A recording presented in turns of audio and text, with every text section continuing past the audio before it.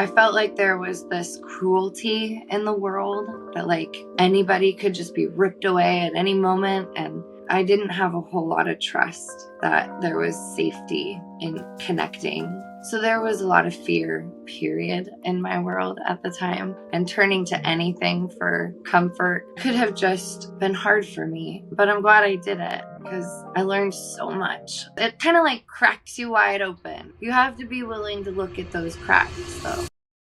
Welcome to the GRACED podcast, a space for everyday magic for your everyday life. We do this through rituals, aligning yourself to your soul's purpose, and creating alchemy to heal our mind, body, and spirits so that you can bring in more love and joy, manifest your desires, and believe in your dreams. Listen and watch over at graceduong.com/podcast and on YouTube, Apple Podcasts, Spotify, Instagram, TikTok, and all the places you can find me on social media. Now let's dive in to today's episode. Welcome to the GRACED podcast, a space where we talk about everyday magic for your everyday life. Today's guest is Kristen Jonas, who happens to be one of my Create Your Deck Club students. In this episode, we'll hear more about Kristen's inspiration behind creating her deck, Forest Friends, why she wanted to create her own deck, and how she's honoring the passing of her father and the birth of her son and lineage through creating her own deck. We talk about how creating a deck can be a very healing process, handling the ebbs and flows of grief, and how you can be divinely supported by those who have passed through your creation process. If you've ever wanted to create your own tarot or oracle deck, check out the Create Your Deck Club and join our membership of deck creators from all over the world. If you're curious or even hesitant about getting started, the first step is to get going. And what better way to do that than to surround yourself with deck creators who are on this deck creation process with you. You can check out more information on the Create Your Deck Club at cydc.mysticmondays.com. Now let's dive into this episode. Hi, Kristen. Thanks for being here. Hi, thank you. Yeah, so today we're here to talk about your Create Your Deck Club experience. So I wanted to hear from you. What drew you to join the Create Your Deck Club? So I have had the Mystic Mondays tarot card deck for a really long time.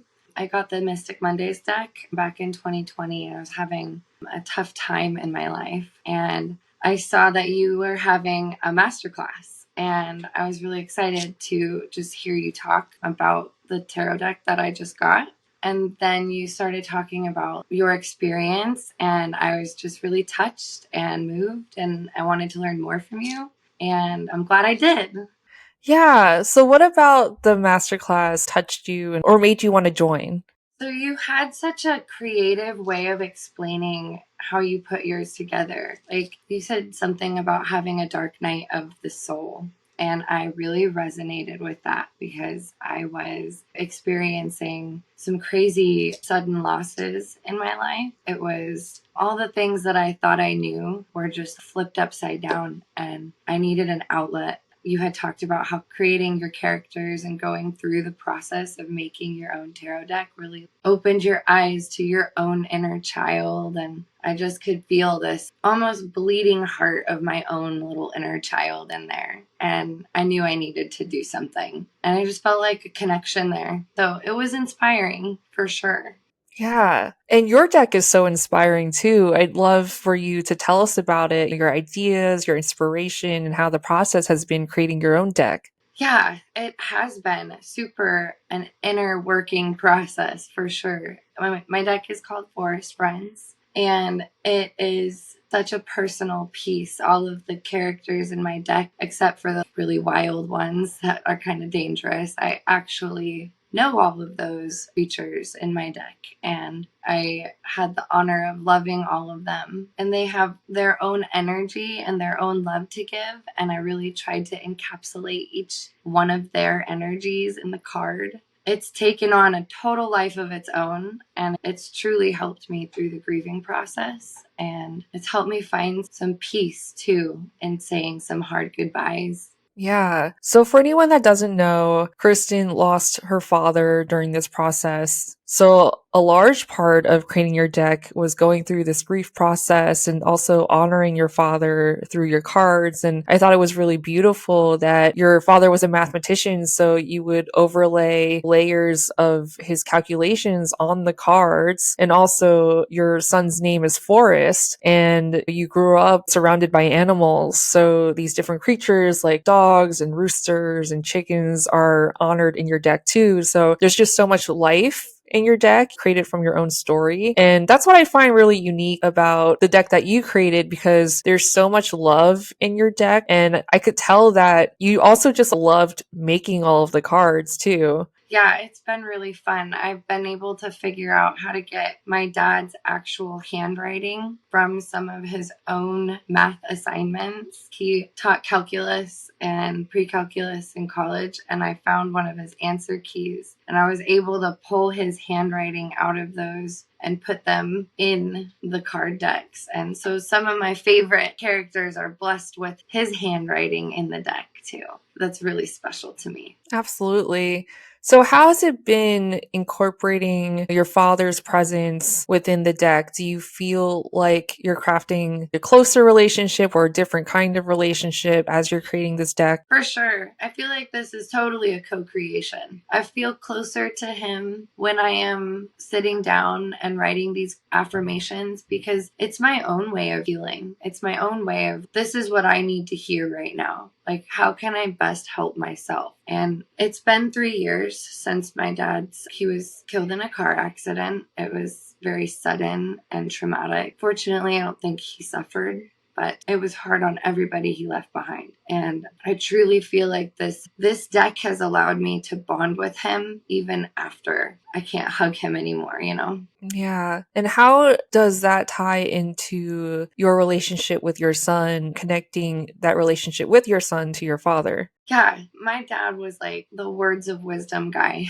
He had so many things to teach. He was a teacher. One of the saddest parts of my son not getting to meet him was how much he wouldn't get to learn. I feel like I get to pass on some of my dad's greatest words of wisdom that I soaked up over the years to him. And it's a legacy. It's something that will live on past me, and Forrest will have something that maybe brings him comfort when he has to say goodbye to somebody in the future, because we all have to. There are moments in everybody's lives where goodbyes happen. We're human. That is very wise, and I think really beautiful to capture your experience of not only grief and loss, but also hope. You know, there's a connection. Even though your father has passed on, you're still creating that relationship with your father through creating these cards. And I also feel like there's a link between naming your deck Forest Friends and having that relationship with your son, tying that to your father. Like, even though they haven't quote unquote met in the 3D world, that doesn't mean they're not connected in the 5D world.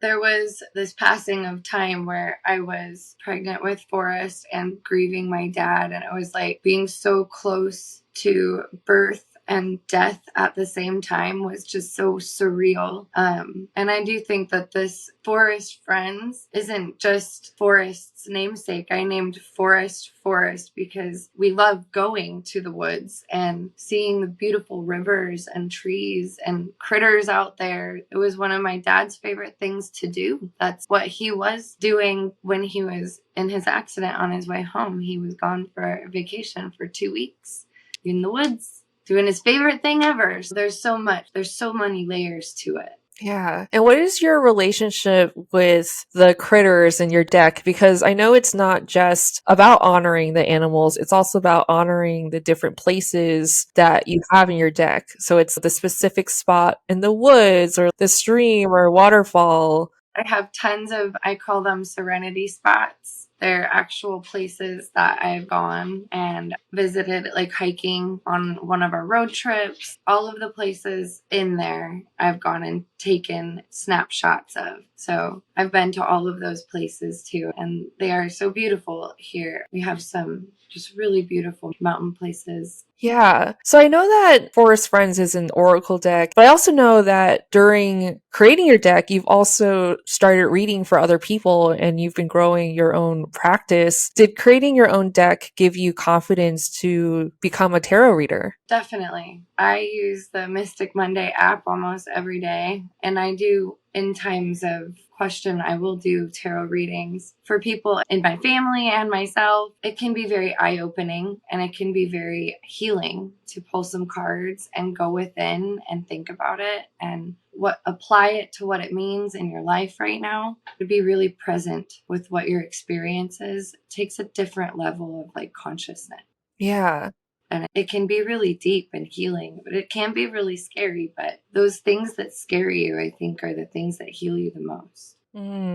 What was scary about it? I think because my experience was harsh, like losing my dad so suddenly and then having to say goodbye to my grandma right afterwards. I felt like there was this cruelty in the world that like anybody could just be ripped away at any moment. And I didn't have a whole lot of trust that there was safety in connecting. So there was a lot of fear, period, in my world at the time. And turning to anything for comfort could have just been hard for me. But I'm glad I did it because I learned so much. It kind of like cracks you wide open. You have to be willing to look at those cracks, though. Yeah. And how would you say you've grown as a person since creating your own deck and going through those experiences? I am more of my own person. I know how to hold some boundaries now. There's definite growth. I've shown myself some grace, and in being able to forgive, not knowing how to process some incredibly challenging things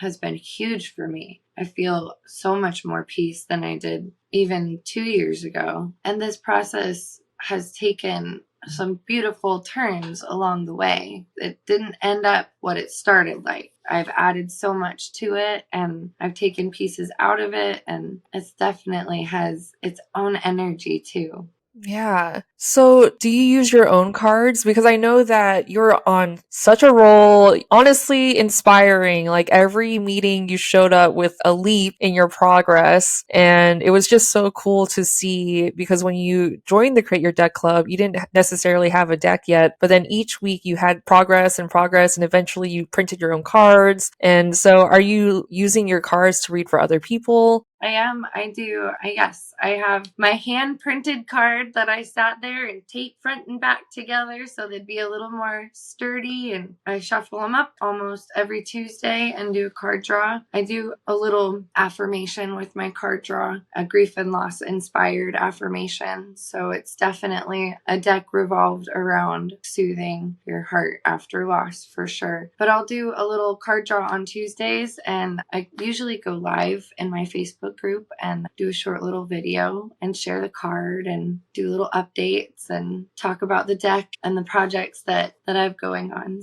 Yeah. And I know that this was a healing process for you, but I'm sure that anyone else that uses your deck, because I know you're in the process of talking to a printer right now and get your first print run going. But I feel like you encapsulating your experience into your cards will also help other people going through a similar process. So there's a lot of, I think, exponential healing that can happen when you share your experiences. And I know it can be really difficult, but something I want to credit you for is you always showed up to every meeting with lightness and a really great energy. And I just want to say, I know it's not easy because you're going through so much life stuff, the things that life throws at you, but your commitment to yourself during this time shows a lot in what you're able to do and how you're able to show up for yourself in the meetings and also for your family. So I just want to honor you for that too. Thank you. I felt fueled by it. It kept me going. I had sort of a fire in my heart to build. It took on a life of its own, and I am truly grateful for the inspiration that I found in all of those classes. And